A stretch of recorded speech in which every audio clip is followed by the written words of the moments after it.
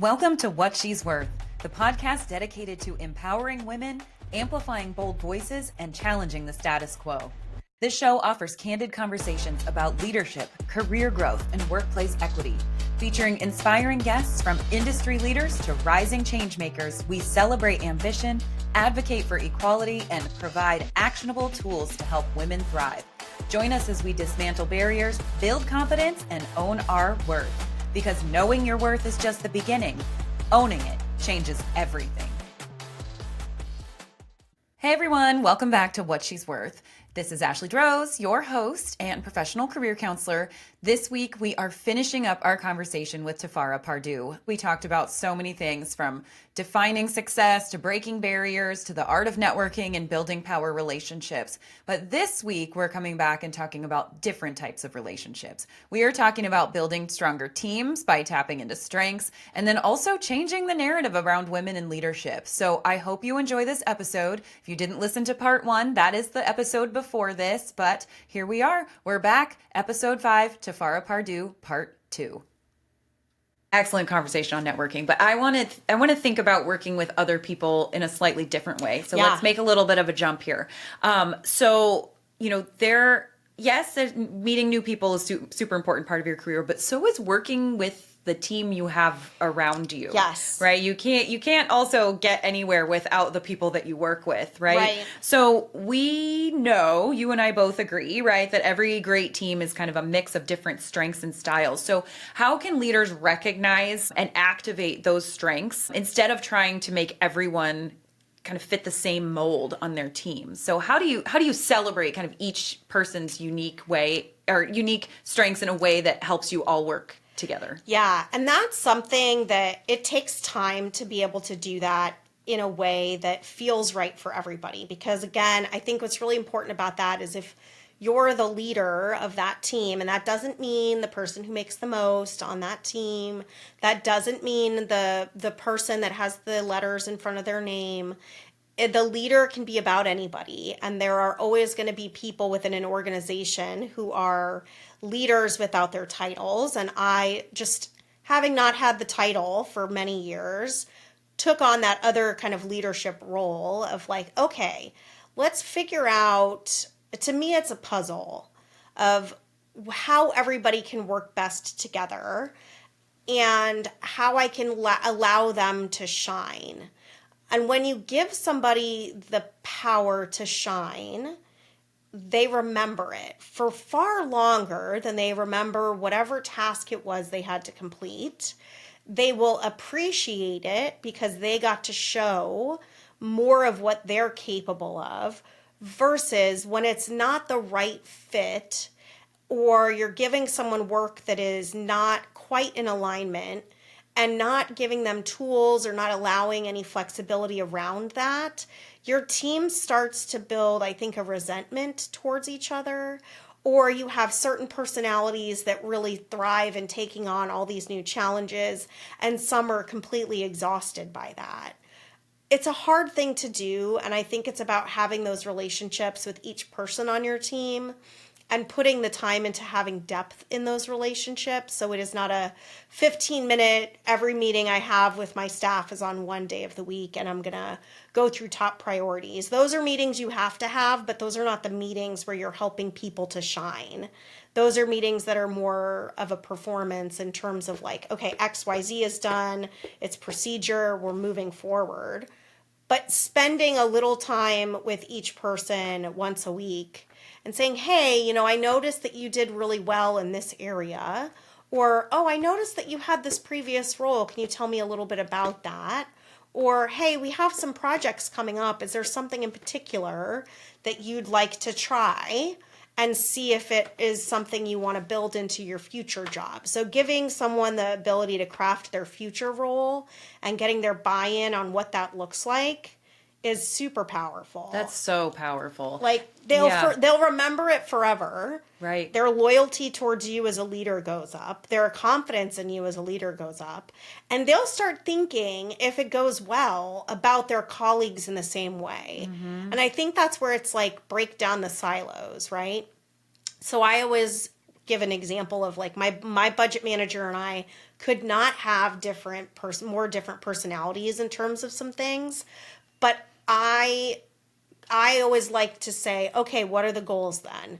Like, you give me the numbers and I'll hit the numbers, right? And like, that's kind of our dynamic. And it's like, okay, but on a handshake, and when I hit those numbers, like, I want us to have like a visual recognition that worked out. And I want one freebie where in the future I get to try something a little crazier. Yeah, I love that. You know, so it's like building that trust, but also saying, how would you do this? Or like, what do we need to do to make this possible? Or like, I don't answer the questions that should be answered by the professional in the room because I don't need to know everything. I need to know people that are smarter than me in some of those other areas. Yes, I think that actually has been something that has been on my mind a lot lately because I'm currently hiring in my role at the university. I've been adding new people to my team. Yes. And I think that there's this misconception, sometimes even from your employees, like as a leader or a supervisor, sometimes there's even this misconception that your supervisor or your director or whoever it might be, like knows how to do everything. But really, that's not how it works, because when we're talking about teams and how we all fit together, we're talking about like, how do we complement each other? And that doesn't exclude whoever is in the quote unquote leadership role with the title, right? So for instance, I have somebody in my office, man, this is working so well. Shout out to, you know who you are. I'm an ideas person, right? But I'm also somebody who is there's so many things that need to get done that I don't always put like a process in place. And so not only am I like, well, we could do this and we could do this, and I'm like extroverted and I talk out loud, but it's also like, hey, we have to get this thing done. And I've done it 10 times, but if I get, you know, something happens to me, I get hit by a bus tomorrow, knock on wood that doesn't happen, but you know, nobody's going to know how to pick it up because I've never written it down. So I currently have somebody in my, that probably drives you crazy. Yeah. Right? I was like, oh man, I'm already uncomfortable. But you know what I have in my office? Yes. I have someone on my team who I didn't expect this to be a strength when she walked into my office the first time, but oh man, am I glad that I hired her, because she has the ability, just amazing ability, to open up her notebook, to listen to me talk, to ask for questions for clarification. She will take, honestly, not the neatest notes, but she will cover her whole notebook with notes. And then the next thing I know, it's an hour or two later, and she has delivered me this beautiful, typed up SOP. Right? Of like, here's what's really important. And she has not missed. I can be a verbal tornado when this is happening, especially when the ideas are flowing. But she can take everything coming out of my mouth and make it beautiful and organized. And it could be handed to the next person. Yes. And it's like, you one, just organized my brain a little bit. But two, you also did me a bigger, I don't think we've talked about this. She did me a bigger favor because now it is not imperative that I am everywhere all at once. She's expanded your bandwidth in addition to giving her own contributions to the team. Yes. And it has just excellent. been, when we're talking about this and complimenting people and putting people together in ways to collaborate and be productive, like, it's not just, can I place the right people in the right, but also how do I fit into this? Well, I think when this comes into play, we also have to think about workload. Right? Yeah. So like, how would you suggest ensuring that people are working in their zone of genius instead of just like taking on tasks out of obligation? Yeah. I will say that this is an answer that I think is very dependent upon your own knowledge about your skills and ability. So is it something that I'm the best person to be doing? Organizations are small and hiring is not always guaranteed. But is there someone else on the team who's maybe ready for that as a stretch goal for them? Are they going to be able to do it at the level that you would be benefited by? Because that's the big thing of like, okay, they can't be expected to just get it 100% right the way that you would do it the first time. So again, you have to let go of some of those tasks. And if that's your challenge, giving it to someone who's not going to do it perfectly can be a big deal. Speaking from experience. But recognizing that they might do it differently and it might be better for it is also something that's really empowering. And even just allowing you to think about it differently as not the doer is really important. Right. Because you can't really understand all of it, I think, until you actually see someone else try to do it. It's sort of there's a proverb, I think, that's like, do one, see one, teach one. And we always used to make that as kind of a laughable statement about the training that you would get as an adjunct and professor. It's like, well, here's your syllabus. There's the class. Go for it. Yeah. And it's like, okay, well, I've taken this class at some point in my life. I've taken classes on how to teach this class, so I guess I'm ready. But doing it is different. And seeing students try to do, in that respect, assignments that you thought were going to be easy, that they have questions that you didn't think about on, is the same thing that happens when you bring a task to someone else to help, if you're able to do that, or if you're trying to communicate up that this isn't the best task for you. Identify those other tasks that are higher priorities that you would like to reallocate your time towards. Yeah, that's great. And pinpoint the value add of that activity by comparison to the previous commitments that you have. I think we're getting to a point where that's more common, but it's going to very depend on whether that task is something that's mission critical that you don't appreciate the full spectrum of value on. Because there might be a reason that they have you doing that instead of the new person. And maybe it's because if this doesn't go perfectly, like some other impacts a rippled effect, and that might be beyond your own scope of understanding. But even asking those questions in a meeting where you're asking for that is a way for you to learn more about the organization, the goals, what you're going to contribute. So it's a reflexive process no matter what stage you're in, but be open to taking on a task. But you also have to be open to delegating when you get to that point. Even if you're like, maybe it's not going to be perfect, but maybe, just maybe, it'll be better, or at the very least improved. And at the very least, you will also learn something in the process of having done that. Yeah. Yeah, it sounds like communication is incredibly important in your mind of like... I don't think you can do anything without it. Yeah. And you're like, over communication is typically not a challenge in organizations. I think sometimes it can be really intimidating to feel like, okay, well, I want to talk about my strengths with my supervisor, or maybe I don't feel like can I ask questions about this thing that I don't feel like is going as smoothly as it could be, or can I ask to be put on something else? And you never know until you talk about it, right? Yeah. What would you... Sorry, go ahead. I was going to say, but be careful because, again, you've got to read the room. You've got to read the organization. I think we're in a time when downturns are coming. And if you are a person whose first in, first out concerns are coming up, going to your supervisor and saying, hey, I don't think I'm nailing this, that's a tricky conversation. So you can practice that with other people before you go practice in real life. Because I think make sure you know what you want to say, or write it down, or send an email first and set it as a specific time to do that discussion. Yeah. Practice first, because you want to make sure what you're saying is actually what's going to come out when you're in that highly stressful situation. Yes, definitely. You're talking about kind of talking with other people. And, one of the things you said at the beginning, right after I asked that question was, you first have to know where your strengths are. And so quickly, like, what would you say if somebody is feeling like, I don't know what my strengths are? What would be maybe 1 to 2 strategies that you would use to...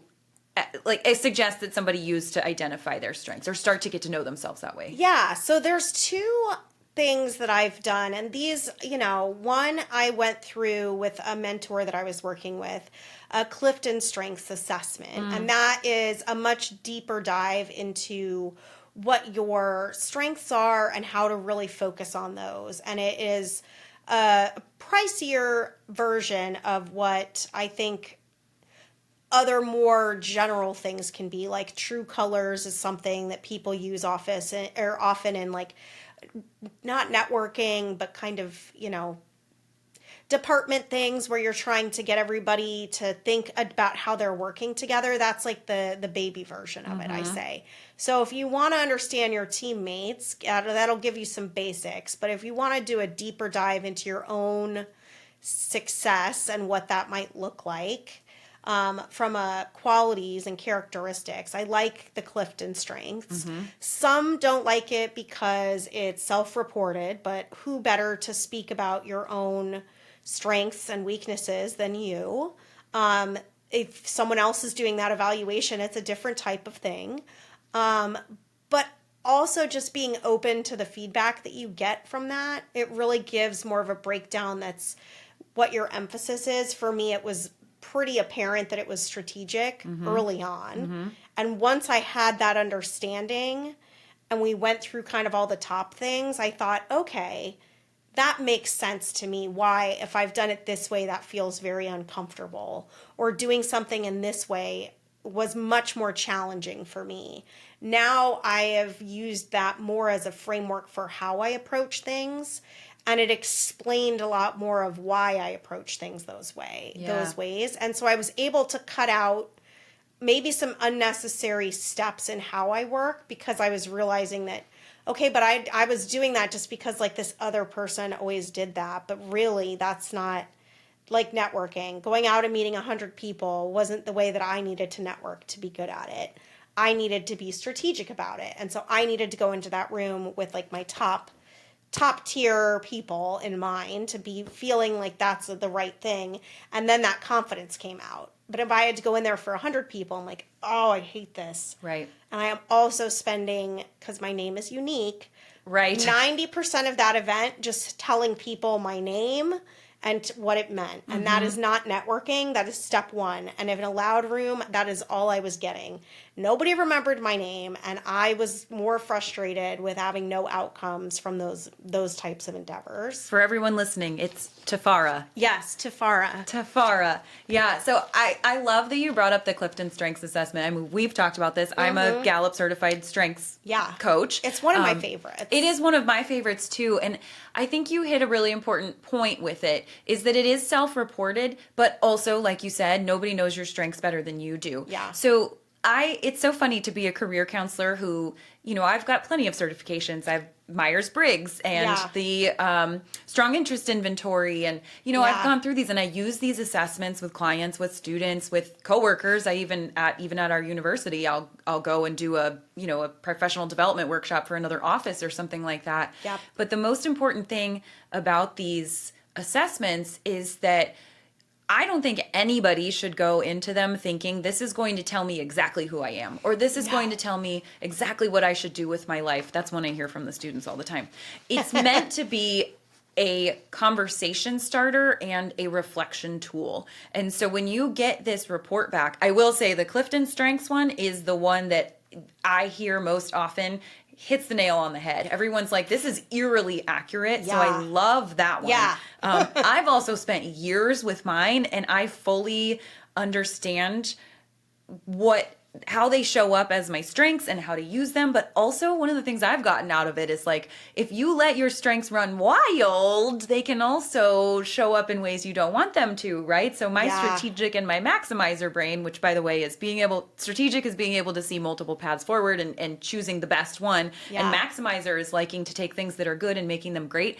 That can even make it really frustrating when someone else loads my dishwasher, because my brain immediately clicks to like, that's not the best way to do this, right? Of like, I can see exactly where everything should go so that I reduce the total number of times I run this in a lifetime. Yeah. I just annoyed myself. That is my husband. Yeah. And I will say that is not my strength. Yeah. That is not how I am. My strengths tell me that I am unlikely to do something the same way every time. Oh, cool. Because I want to improve it. And that is the opposite of how even my husband operates. He is like lock and step. Yeah. He's perfected it. And I'm like, let's just do it a little bit differently. Yeah. And that is like that thing that you see coming out in other areas. But sometimes you need to set a process and follow it, because there's a whole group of people behind you that have to follow your process. So for me, adapting mine was recognizing that I'm going to be very strategic. I'm going to create 5 plans about how to deal with something. Immediately, I'm going to be processing that in my brain. I may not take the time needed to articulate that to everyone else because I'm already powerhousing through all these like possible strategies to deal with something. Yeah. Everyone else might have just started to think about what the question was. Right, exactly. I have to recognize that they might need more time if it's an area that I'm already, familiar with. And if it's not an area that I'm familiar with, I need to lean on some of my other strengths like listening and pull those out because I can't be powering through to the solution when I've only heard half the question. Yeah, exactly. Right? So it's that as a process and it's a guide on how to process. There is no test. You can correct me, but my professional opinion, there is no test that is going to tell you at any given point exactly what you should be doing for your future profession. And I would argue that if there is a test out there, it is going to miss what's on the horizon that we don't know what's coming. Yeah. And being positioned from what my research is, and it's very focused on what's coming up in the industry, and so responding to those future gaps in skills. If you go 10 years out, we're pretty unfamiliar with what that territory looks like. And it used to be that you would get a little bit more time to change and adapt, but we don't have that luxury anymore. And so you can prepare for the job that you think you want, but don't look at just the job, look at those skills, and then look at your own skills through one of these other tools and work with someone to figure that out. Like mine was a mentor who one of my bosses literally forced me to work with because he knew it was going to be good for me. I was so uncomfortable asking that he had to almost make it an order. And it was the best thing for me, and he knew that. And it wasn't because he didn't want to like work with me. He was like, I'm not the right coach for you, given how you think, what you do, and what I've seen so far. You should work with this person instead. Yeah.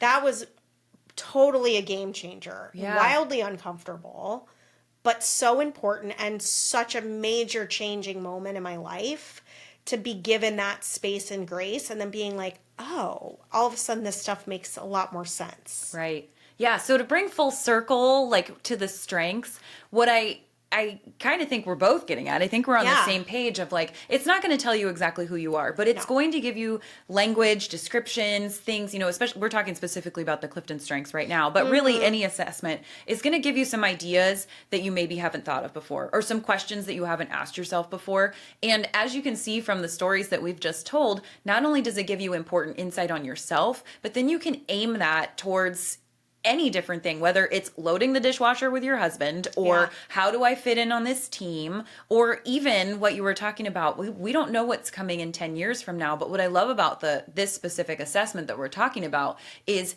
if you know what your strengths are, you can use them to make the most out of whatever's coming. Yeah. And that's what they give you. They give you, here's what's inside of you that you can then aim. That's their language, right? They say, name it, claim it, aim it. Yep. That you can then aim at any problem or obstacle that comes your way. And so I think knowing your strengths doesn't just mean like, oh, I'm good at these tasks at work. It's also, how do I overcome challenging circumstances? Or if something new is coming my way, how am I best equipped to handle it, right? Yeah. And so I think that's really kind of what we're getting at. But it also gives you a framework for if I get to know myself and I think about these things, which sounds like both you and I have talked or thought at least through our strengths quite a bit of like, who does this make me? We're almost like observers of ourselves, right? Who does this make me in the grand scheme of everybody else in the world? And then you can almost like work with yourself better. You become more efficient, more productive. You become happier, right? Yeah. So the happiness piece, I think, like all the other stuff comes with that. Being more productive, sure. There's a million, articles out there about how to like really hyperdrive your productivity. And like sometimes that's exhausting. But figuring out when you're working, like when it's working, like it feels good and you should be getting that like dopamine from it. Life is too short to be working and grinding on things that don't give you that sense of satisfaction. Yeah. Because there is somewhere where you will be satisfied and that you can make that work and make that whatever you need it to become. But like you're not working within your scope of possibilities or your best scope of possibilities. Yeah. If you're not getting that sense of like accomplishment from your role. Right. And like life is too short, but we work for too long to do it that way. And that to me is like doing it the hard way just because of lack of information about how to do it better. Yeah. And it's like you can answer those questions for like yourself in some of these things, even just to start to be inquisitive about it. That's the biggest thing, is to be open to like some other idea about why you do what you do or how you can do what you do. Yeah, I think that's an excellent segue of, yeah, we're talking about you need to know your strengths to help propel you forward. But now that you're talking about options and why do you do what you do, and I think we also need to examine things like limiting beliefs, right? Because we have strengths that propel you forward, but we have limiting beliefs that hold us back. And so, like, have you ever had a moment where you've had to push back against a limiting belief, like whether it was from others or even yourself? Like, how do you handle that? Yeah. So I think I've always, first off, my default in my personality is a little bit more fight than it is flight. So I think that's a really important piece of this, because if if yours is flight, this could have all gone very differently for you. Yeah. So I remember, and this was very, very early on, I was still, I think, working my way kind of haphazardly through community college, and I was doing some creative writing and some English courses, and I was doing extraordinarily well in those, and then I was sort of making it by in some of my other ones. I wasn't focused, I wasn't in a great place in life at that point. I was dealing with just a lot of life stuff outside of the classroom, part of why I have the passion I do. And I had a professor who I loved, and she was from New York, and that also made me love her because she was quick. Yeah. And she was speedy, and I enjoyed that because no people nonsense. always asked me if I was from New York, and I had never been. And so I always thought that was funny. And she said to me, so she had two things that she did. One is that she taught a community college creative writing class where she had individuals who had taken this class multiple times and were using it as like their writing space and were getting published because of that. So she had some like good solid returners who were running money, who were like publishing and making an impact. Then she had the rest of us who were like the community college students. It wasn't a required class, so you got the ones who were like, I'll try it out, or it worked with my schedule. But one thing that she always did was she would compare like what writing prompts we were doing, and they would often start with some reference to Shakespeare or something. And she always level set in the classroom with an assumption that no one had read that before. Any story that it was. So she'd be like, okay, Romeo and Juliet, let me give you the New York version of it. Boy meets girl. They love each other so much. Family doesn't want them to be together. Spoiler alert, it doesn't work out. Major confusion. They both end up dead. Everybody's unhappy. So she's like, she gave it a quick and dirty version. Yeah. Every time she would give you anything in a 30-second New York minute version, just so that people could have access to the conversation around the writing prompt. She's like, you don't need to have read the story they're referencing to make the connections in your own life. So one, she brought down like that ivory tower language that I was like really struggling with and made everything approachable. And she was so engaging, and she knew that I was having a tough year. At one point, she was talking to me, I think, between classes, and she just looked at me and she said, you're going to love grad school. And I laughed hysterically at her because I was like really struggling in the community college state. Like I was nowhere close to graduating, and I was dumbfounded by her comment. And I really was like, that is not what you just said. And she goes, trust me, You're going to love grad school. And like, I saw her probably for a year or two after at that school. I transferred to my undergraduate institution and got my bachelor's. And then I got to my master's program, and I would pretty consistently like send her just a quick email update. Like, we weren't still communicating daily or anything. I didn't have it in me for that. But I just said, you're right. I do love grad school. And it was like that full circle. She was like, I knew you would, you know, and that was years later. Yeah. Like years and years later. But she saw it really early. And I had one other professor who said that, because I was so obsessed with the personality things. Yeah. That in my psychology class, they had like a true colors assessment. And I did a mini study where I gave everybody at the restaurant that personality survey, because I wanted to see which personalities earned more tips. But what I didn't understand in administering that is that anybody that liked the more regimented, I think it was like the greens, where it's like much more analytical and regimented, none of them were servers. Yeah. So I was like, well, that obviously failed as an experiment. Yeah. And my professor was like, just so you know, that's like more on what we would expect someone to be doing for like grad school level work. Wow. Like, certainly not in my first year community college psychology, like general ed. Yeah. But that was another time where they were like, your thinking tells me that you would like grad school. Right. And your thinking was also telling you, no, this is hilarious. Yeah. Why would I was like, that's comical. Yeah. Why, how would I be successful there if I'm having this totally horrible rough experience like in community college? And not horrible in the sense of like the teachers, just as like it wasn't the right time. Yeah. But yeah, and it's been like that. I think I've had these little champions like pop up, and they got into me so early that I don't think I had the same type of imposter syndrome, because I had enough of the people early on that I really knew believed in me and saw like the truer version of me. That's amazing. I'm so glad you had that. And they just were like, you can do it. And they were like, don't forget, you can do it.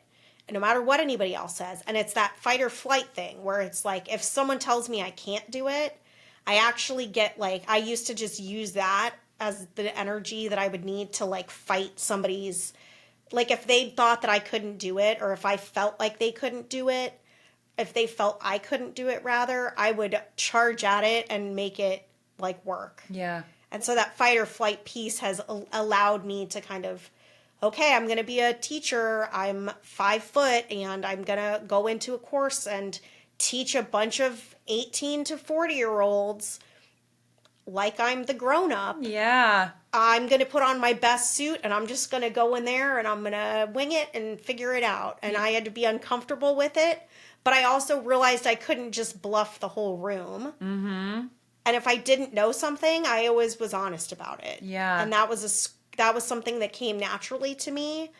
But I've seen people not be honest with their shortcomings, either with themselves or externally, and that's when implosion happens. Mm-hmm. Because they may not see it coming, but more importantly, they never gave people the chance to help them because they were so afraid of people thinking they couldn't do it. Most people don't want you to fail.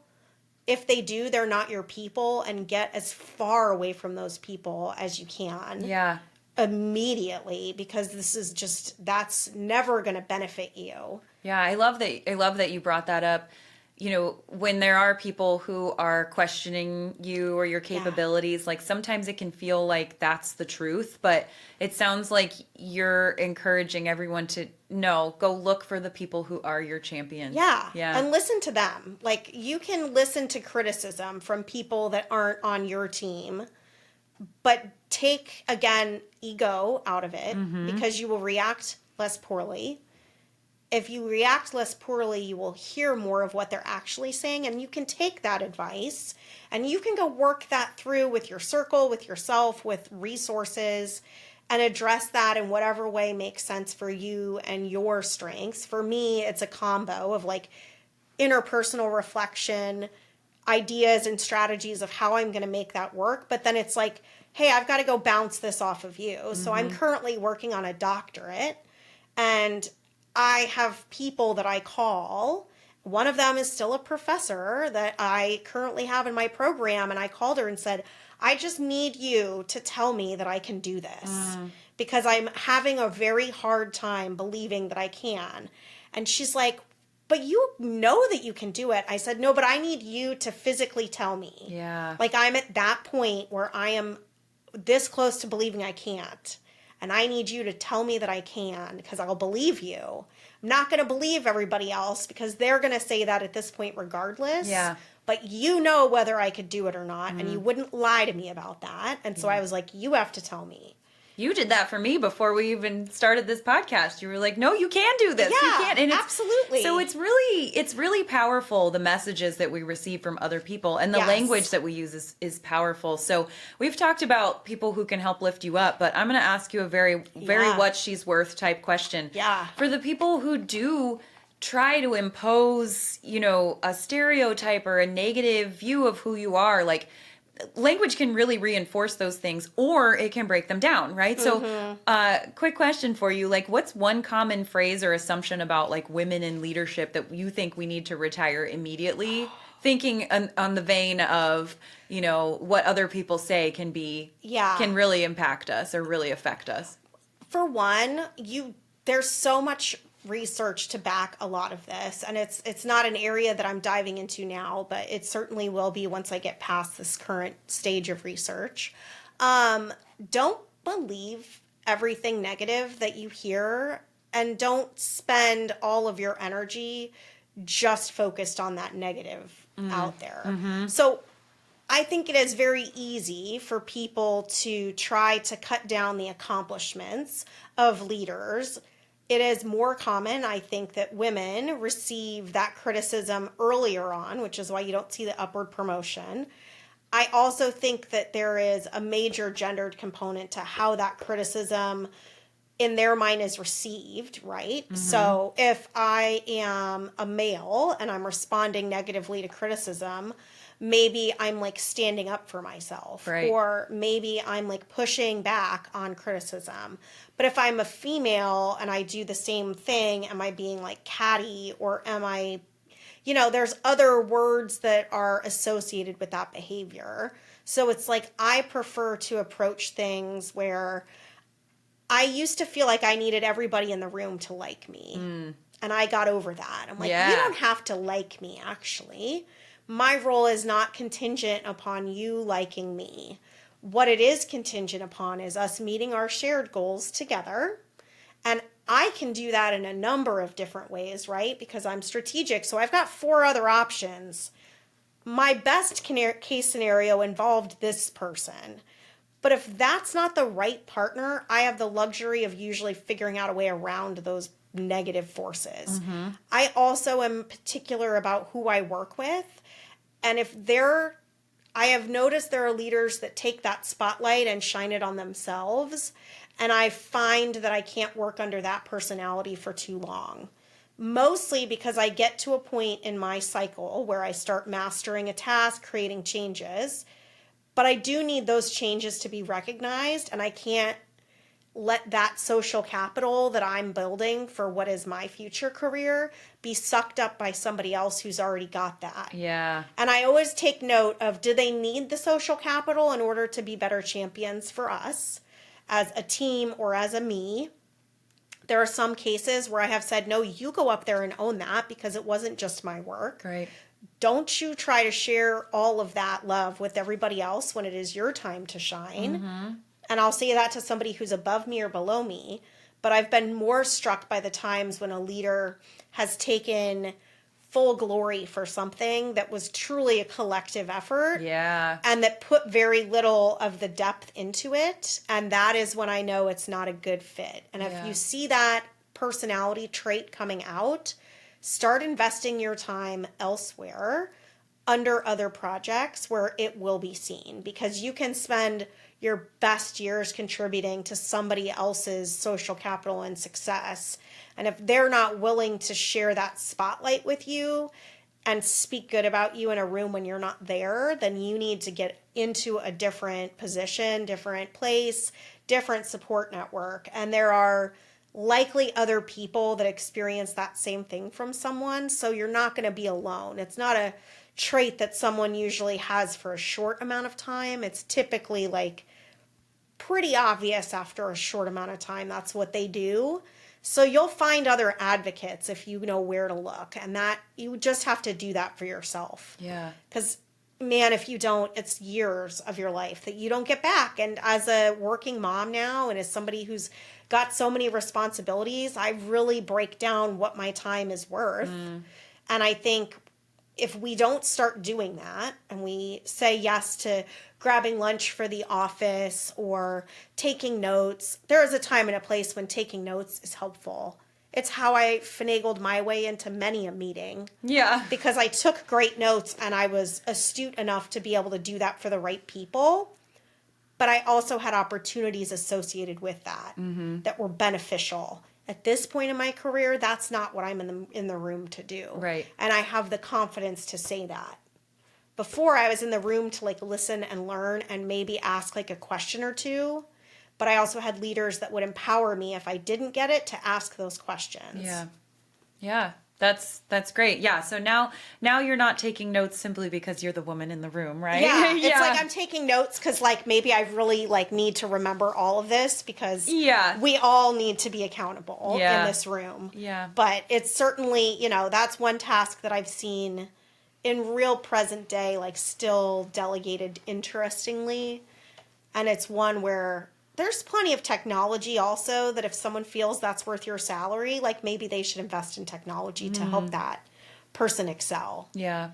Yeah. It's like there's technology for that, and you can certainly be a person who researches and suggests a solution. Don't just say no, come up with a better option. Yeah. So speaking of looking forward and using new tools, if you could shake up one outdated mindset in your industry, what would it be, and what's the bold move that we need to make next in that arena? Only like one? So part of what I do in higher education is I have aimed to be the disruptor. And that is sort of the pseudo title that I give myself sometimes, because I don't fit a traditional mold of someone who has the position I do in higher education. I don't come from the background that's typically associated with someone in higher education. And the focus of my work is on workforce development and skill gap analysis, and really is about looking forward in 10 years. So I think we should stop as a higher education entity really crafting degrees to be as narrow as they have been. And I think we're really under a lot of pressure to make things streamlined and to get people through that degree faster. But I think we lose something in that. And I am not saying that they all should be liberal arts courses. And I think that's where the conversation kind of splits between me and others, is that I actually am a bigger fan of incorporating more industry-like and work-based learning experiences throughout the curriculum than to just into a class. Like, I think that it has to be much more tangible for the students that we have now, as well as the more broad base of students in the future. We don't need them to only know how to do finance. We need them to think about finance for a nonprofit. We need them to think about personal finance. We need them to think about corporate finance. We need them to think about the relationship between philanthropy and corporate finance.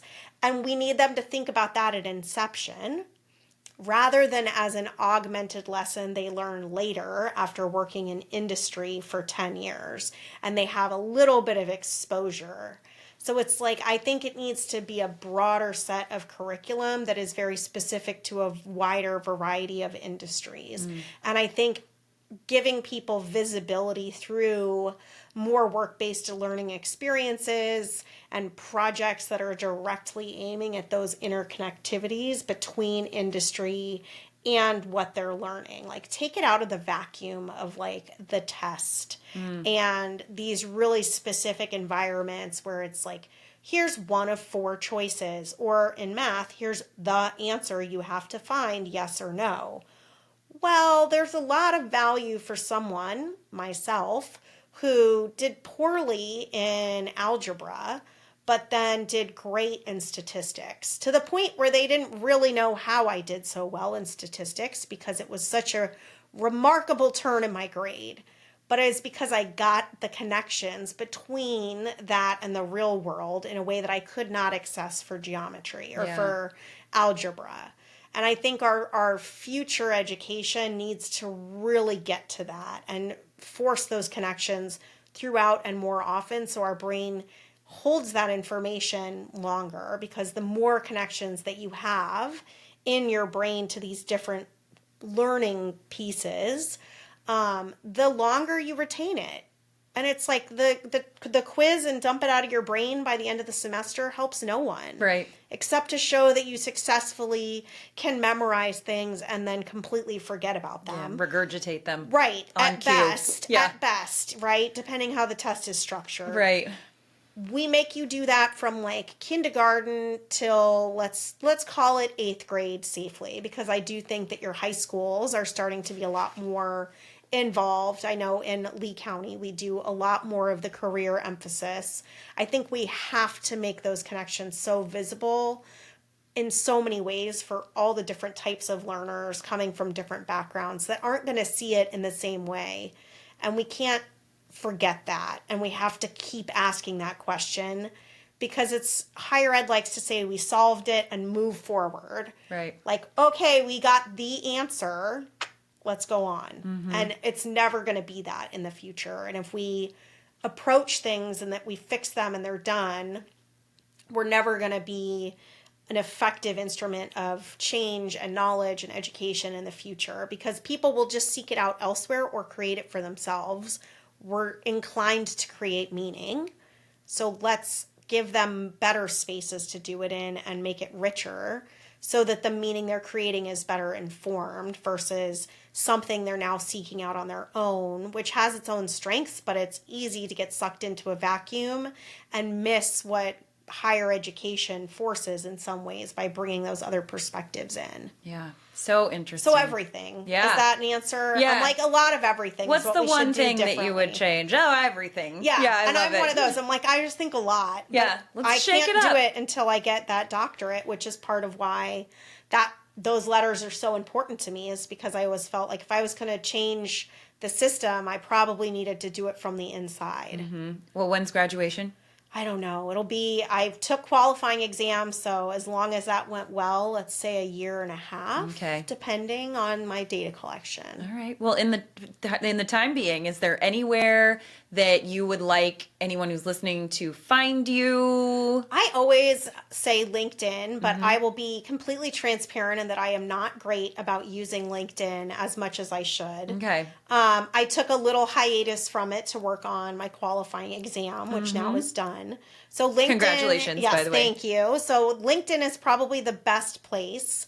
It's Tifarah Pardue. There are not many of us. Yeah. So. I'll make sure everything's spelled correctly in the show notes. There's probably only one in Southwest Florida so far. If you know of another one, I don't think I've ever met another in the comments Tifarah in general, let and alone. that is a random coffee that I would take, is another Tifarah Pardue. Oh. Absolutely. Yeah, not just a Tifarah Pardue. Because we don't or Tifarah Hadassah. I would take that. That's my middle name. Oh, wow. Yeah. Okay. Well, now we've got the full picture. Yeah. I love it. Well, thank you so much for joining me today. I'm so excited. This conversation was so inspiring. We covered a lot, right? Yeah. We covered Always do. networking, strengths, leadership. We, talked about shaking things up in higher education. So I really appreciate it. And I can't wait to hear what you do next. Well, and I would say the same for you. So in taking this leap forward, I am so proud of you for doing it, because I know it is uncomfortable and it's a big deal. And I think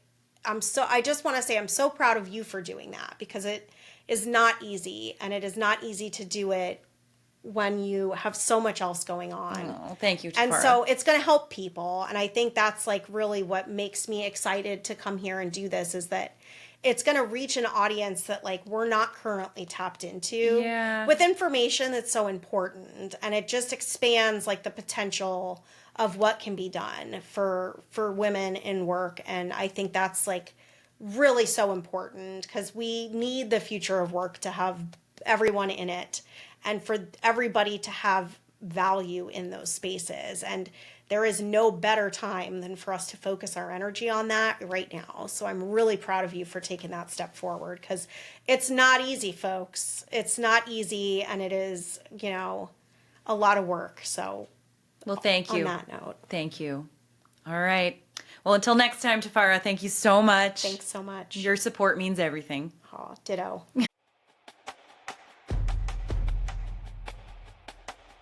That's a wrap on today's episode. If you enjoyed this conversation, make sure to subscribe to the podcast so you never miss an episode. If you found value in today's discussion, I'd love it if you left a review. It really helps more people discover the show. Want to keep the conversation going? Connect with us on Instagram at What She's Worth for more insights, updates, and inspiration. You can also watch video episodes on YouTube.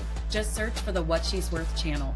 And if you're looking for empowering merch to rep your ambition, head over to whatshe'sworth.com to shop our latest designs. Thanks for tuning in, and I'll see you next time.